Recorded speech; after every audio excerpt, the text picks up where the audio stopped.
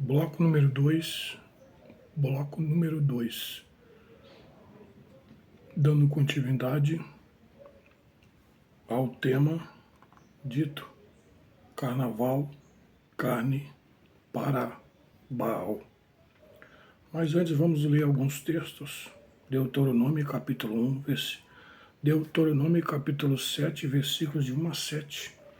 Quando o Senhor teu Deus te introduzir na terra a que passais a possuir, tiver lançado muitas nações de diante de ti, os heteus, os gigazeus, e os amorreus, e os cananeus, e os ferezeus, e os heveus, e os jebuseus, 7 nações, mais numerosas, mais poderosas do que tu, e o Senhor teu Deus as-te ver dado diante de ti, para as ferir, totalmente as destruirás.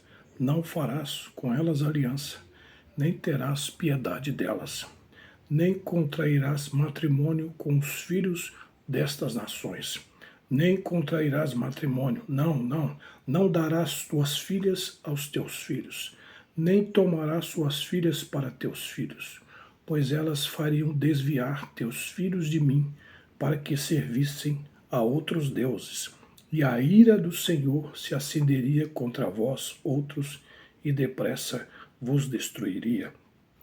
Porém, assim lhes fareis, derribareis seus altares, quebrareis as suas colunas, cortareis os seus postes ídolos e queimareis as suas imagens de escultura. Porque tu és povo santo ao Senhor, teu Deus. O Senhor teu Deus te escolheu para que fosses o teu próprio povo, de todos os povos que há sobre a terra. Não vos teve Senhor afeição, nem vos escolheu porque fostes mais numerosos do que qualquer povo, pois éreis o menor de todos os povos, mas porque o Senhor vos amava, e para guardar o juramento que fizera a vossos pais. O Senhor vos tirou com mão poderosa e vos resgatou da casa da servidão, do poder de Faraó, rei do Egito. Aleluia. Até o versículo 8. Vamos ler outro texto que está também em Deuteronômio, capítulo 12, versículos 29 a 31. Deuteronômio, capítulo 12, versículos 29 a 31. Tem outra chamada de Deus para o povo quando entrar na terra de Canaã. Quando o Senhor teu Deus eliminar de diante de ti as nações, para as quais vais para possuí-las, e as desapossares e habitares na sua terra, guarda-te, não te enlaces com imitá-las, após terem sido destruídas de diante de ti, e que não indagues acerca dos seus deuses, dizendo: assim como serviram estas nações aos seus deuses, do mesmo modo também farei eu. Não farás assim ao Senhor teu Deus, porque tudo que é abominável ao Senhor e que ele odeia, fizeram eles e os seus deuses, pois até seus filhos e suas filhas queimaram aos deuses seus. Tudo que eu te ordeno observarás, nada lhe acrescentarás e nem diminuirás. Outro texto para nós lermos, que está em Deuteronômio 18, de 9 a 12. Deuteronômio 18, de 9 a 12. Deuteronômio 18, de 9 a 12. Quando entrares na terra que o Senhor teu Deus te der, não aprenderás a fazer conforme as abominações daqueles povos.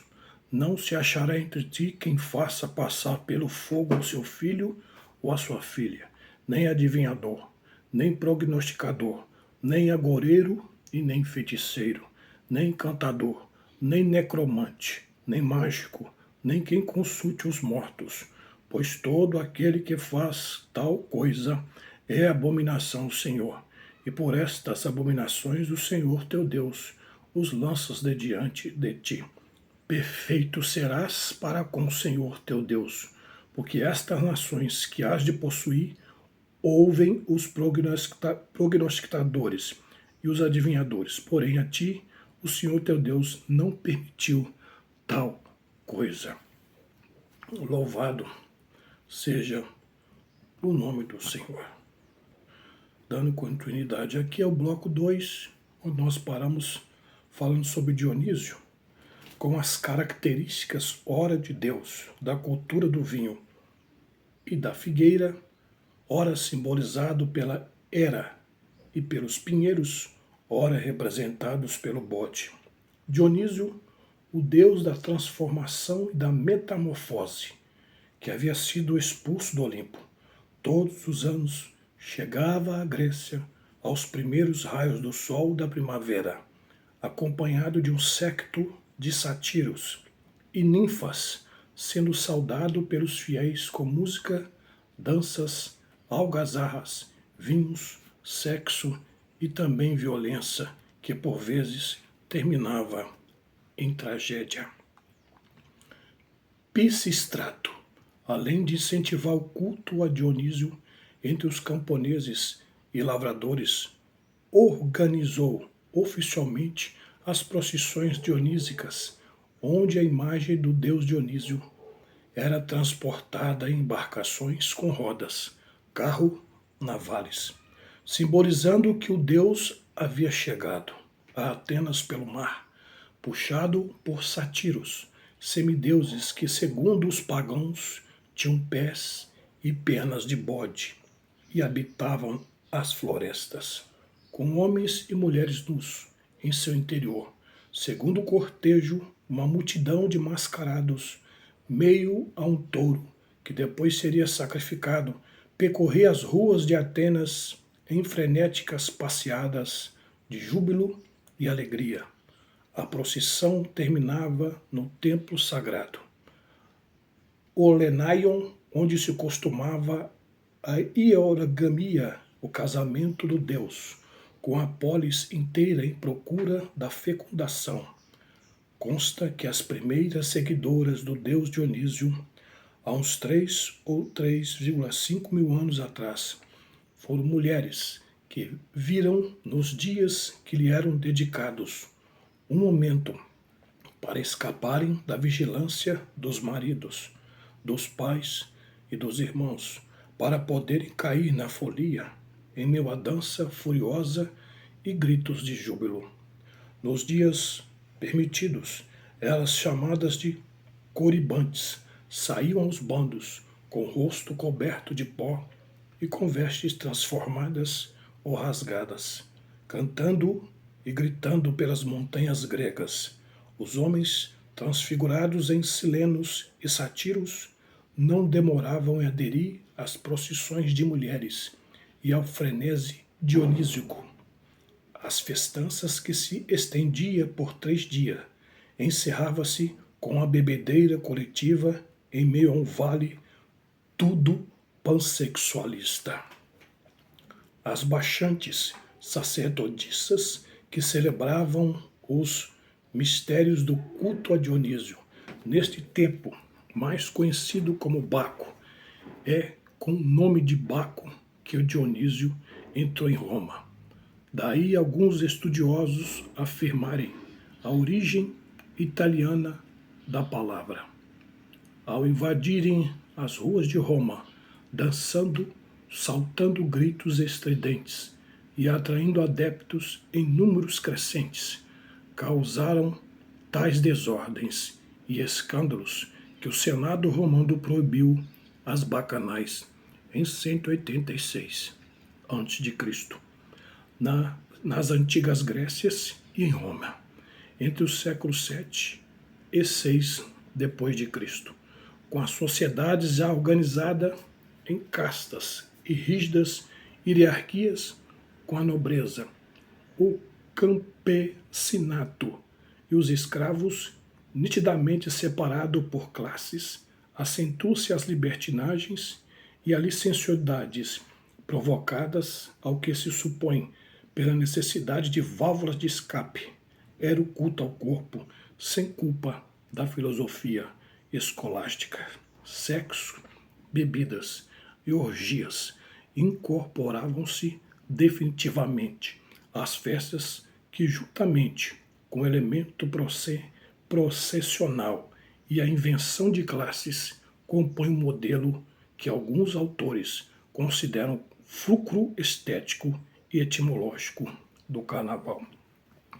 Essas festas pagãs eram realizadas em 16 a 18 de dezembro, saturnais, em honra ao deus Saturno, na mitologia grega, absorvida por Roma, onde os tribunais e escolas fechavam as portas. Escravos eram alforriados, dançava-se pelas ruas em grande e igualitária algazarra.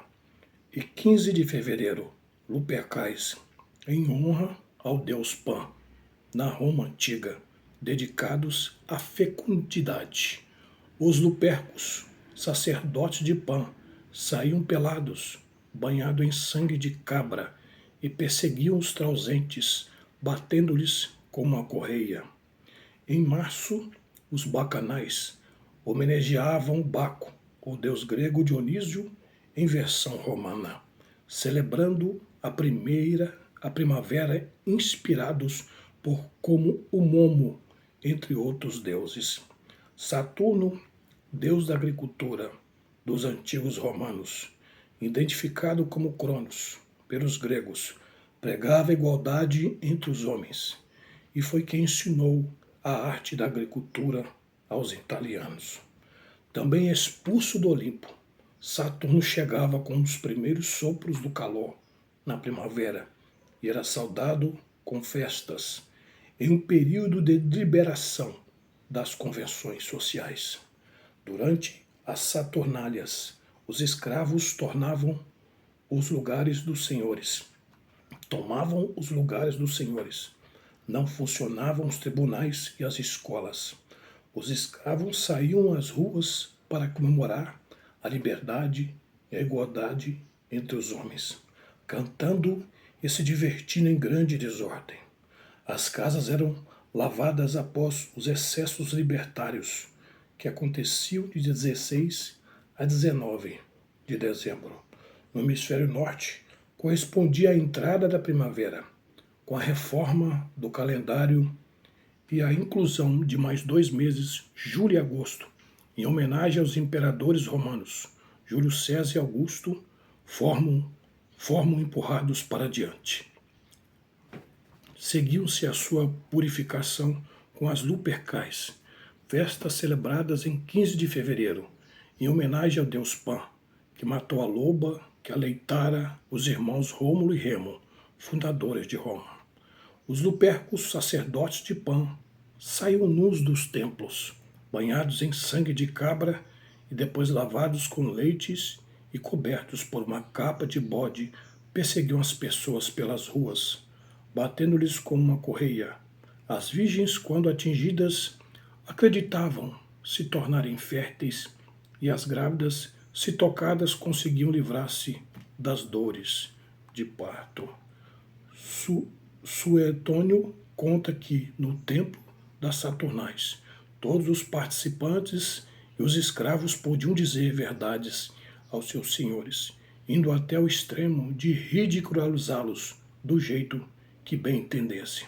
Dizem os mitológicos que os seus chifres de Pan representam os raios de sol. A vivacidade de sua tez exprime o fulgor do céu. A pele de cabra estrelada que usa sobre o estômago representa as estrelas do firmamento. Enfim, os seus pés e suas pernas, eriçados de pelos, designam a parte inferior do mundo, a terra e as árvores e as plantas. Em Roma foi identificada ora como fauno, ora como silvano. O terceiro centro de festas do carnaval fixou-se na cidade de Nice, Roma e Veneza, baile de máscaras do Renascimento, e passou a irradiar para o mundo inteiro o modelo de carnaval que ainda hoje identifica a festa, com mascarados, fantasiados e desfiles de carros alegóricos.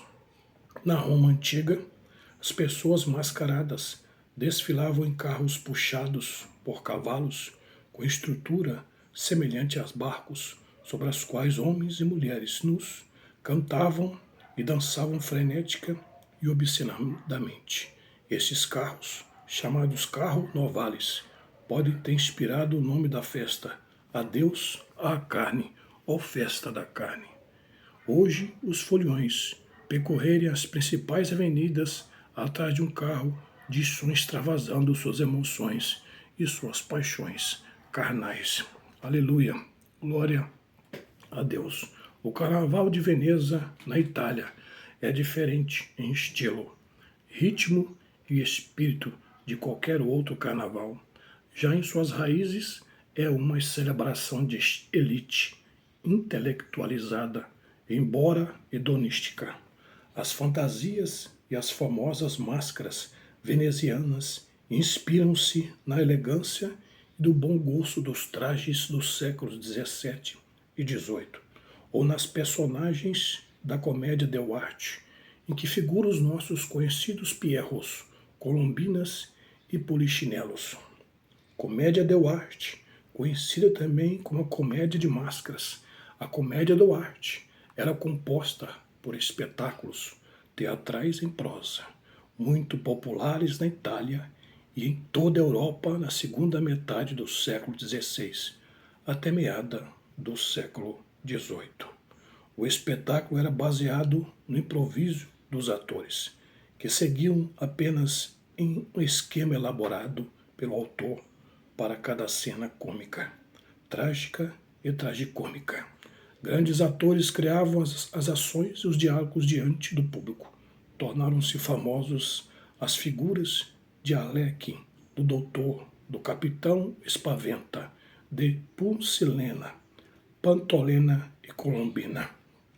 Pantolone e Colombina, entre outros, com seus tipos físicos regionais, com seus dialetos e temperamentos especiais, vestimentas e máscaras características. No final do século XI, o Carnaval de Veneza aparecia nas crônicas com um festejo que chegavam a durar até 6 meses. Por esta época chegou-se até a regulamentar o uso das máscaras que haviam invadido o cotidiano do povo veneziano. São comuns os relatos de abusos praticados atrás das máscaras durante e depois do Carnaval de Veneza, desde o mais ingênua tentativa de sedução até o adultério, de pequenos furtos até homicídios. As autoridades proibiram o uso das máscaras no início do século XVII. Após quase desaparecer do século XIX, o Carnaval de Veneza vem desde 1980, sendo revivido e encorajado pelas autoridades.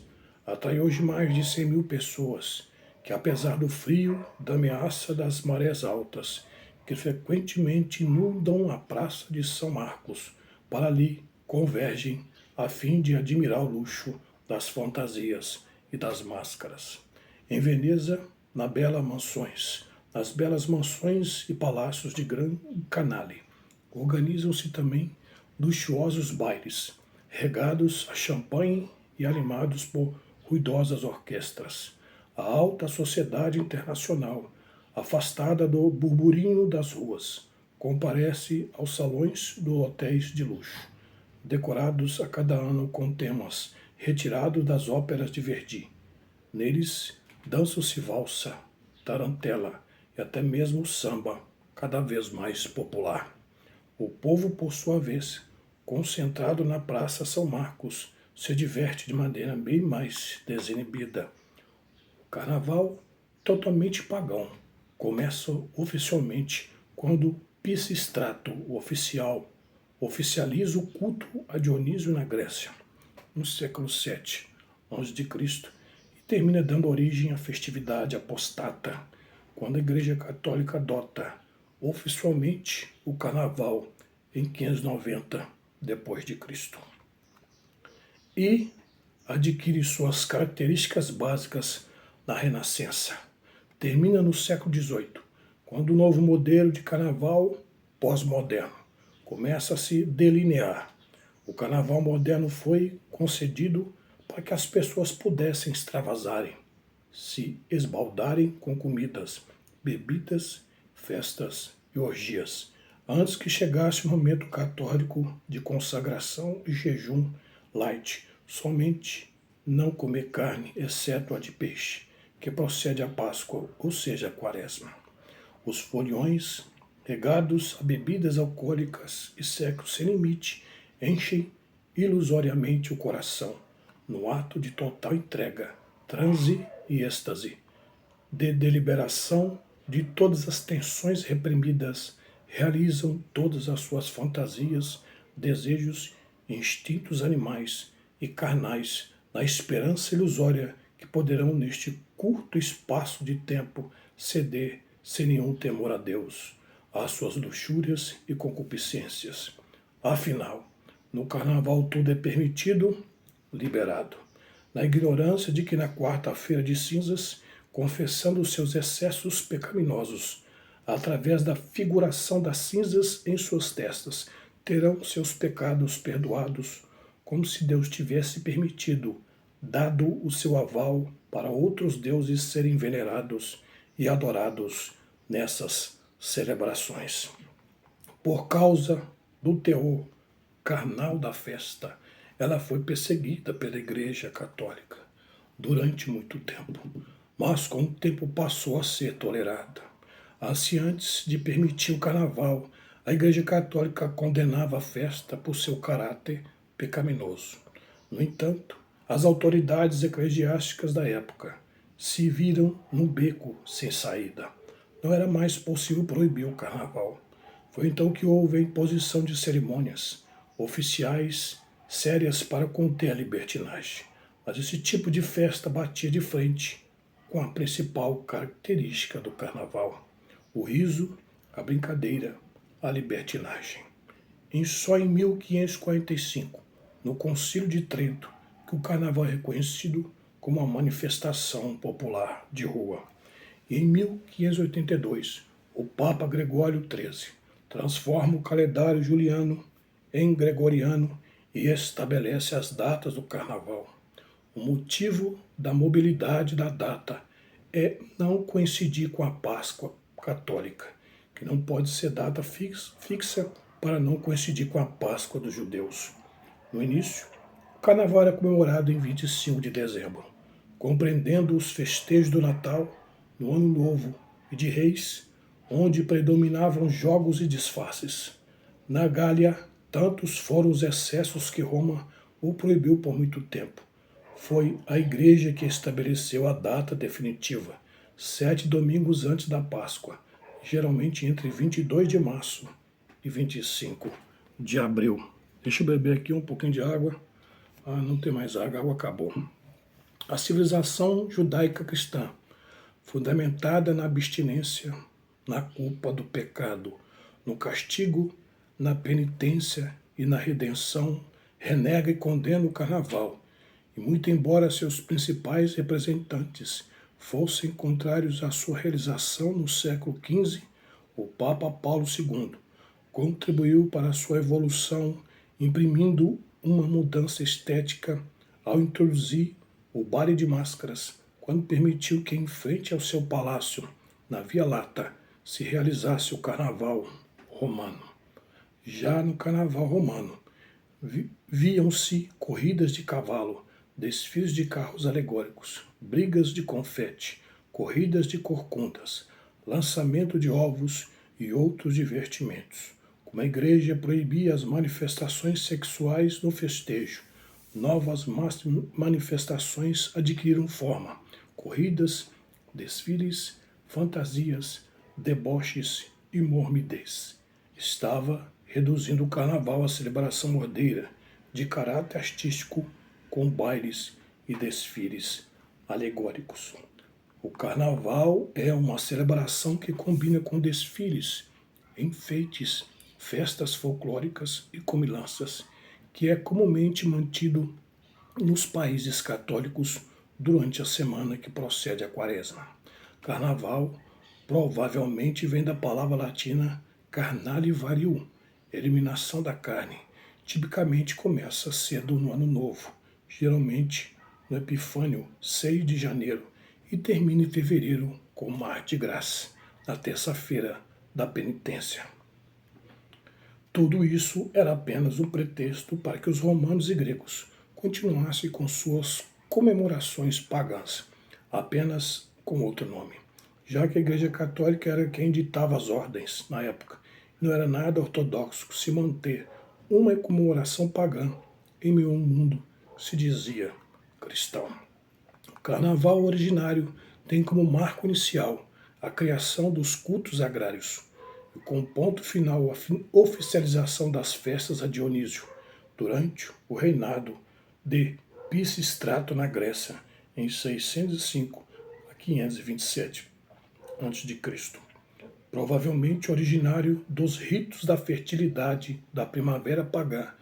O primeiro carnaval que se tem origem foi na festa da deusa Osíris no Egito, o evento que marca o recuo das águas do Nilo.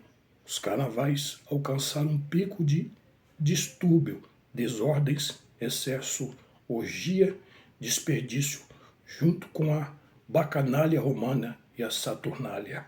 Durante a Idade Média, a Igreja tentou controlar as comemorações pré-cristãs medievais e carnavais modernos têm um papel temático importante. Eles celebraram a morte do inverno e a celebração do renascimento da natureza. Ultimamente reúne-se o individual ao espiritual, aos códigos sociais da cultura, ritos antigos de fertilidade, com eles sacrifício aos deuses. Exemplificam esse encontro, assim como faz os jogos penitenciais católicos.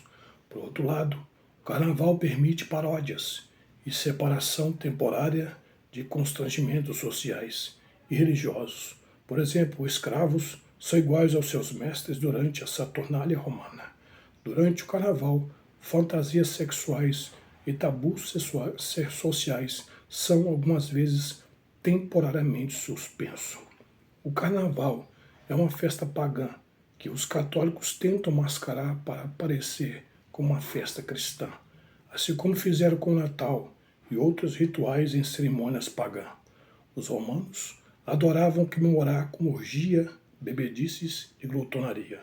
A bacanália era a festa em homenagem a Baco, o deus grego Dionísio em versão romana, deus do vinho e da orgia na Grécia. Havia um deus muitíssimo semelhante a Baco, seu nome era Dionísio, e na mitologia grega Dionísio era o deus do vinho e das orgias. Baco e Dionísio. E sobre o festival Dionísio, o Bacanal ou a Bacanália era o festival romano, que celebrava as 3 dias de cada ano em honra a Baco, deus do vinho, bebedices e orgias sexuais e outros excessos caracterizavam em comemorações, o que ocasionou sua proibição em 186 depois de Cristo. Glória a Deus. Na mitologia romana, Baco era o deus do vinho e da orgia, o filho de Semele e Júpiter. Baco era conhecido pelos gregos como Dionísio. Sua esposa era Ariadne. Dionísio era o antigo deus grego da fertilidade, danças ritualísticas e misticismo. Ele também supostamente inventou o vinho e também foi considerado o patrono da poesia, música e do drama. Na lenda órfica, Dionísio era o filho de Zeus e Persépone. Em outras lendas, de Zeus a Semele. Entre os 12 deuses do Monte Olimpo, ele era retratado como um bonito jovem, muitas vezes conduzido numa carruagem puxada por leopardos, vestido com roupas de festas e segurando na mão uma taça e um bastão. Ele era geralmente acompanhado pela sua querida e atendido por Pan, Satis e Maenades. Ariadne era o seu único amor. O festival Dioniso era muitas vezes orgíaco. Adoradores, algumas vezes, superavam com êxtase o entusiasmo ou fervor religioso. O tema central dessa adoração era chamada Esparagmos, deixar de lado a vida animal, a comida desta carne e a bebida deste sangue. Jogos também faziam parte deste festival. Foi na Idade Média que a folia se expandiu, numa verdadeira orgia, num delírio total e loucuras coletivas. O pandemônio na Itália, na Renascença, era uma festa de arte. Na França, uma festa mística, extravagante e irônica, como debochada festa dos loucos, diante da Catedral Notre-Dame, em Paris. Enquanto isso, na Espanha era realizada batalhas de flores. Há referências a comemorações na França, como vinho e sexo. Na Itália, como é o caso de Nápoles, os cortejos costumavam levar um enorme falo, órgão sexual masculino, pelas ruas da cidade. O mundo vibra de alegria com a fascinante carnaval, um misto de realidade e fantasia, período em que os foliões celebravam um majestoso reinado de Momo, à sua maneira, nas ruas e nos salões, com uma alegria espontânea e imprevista. Sofrendo transmutações ao longo do tempo, tornou-se místico, conquistando o mundo inteiro e acolhendo até o irreverente deus Momo, que havia sido expulso do Olimpo e que uma vez na terra incorporou-se de carne e osso na figura soberba do monarca da folia, tornando-se o símbolo eminente do carnaval brasileiro.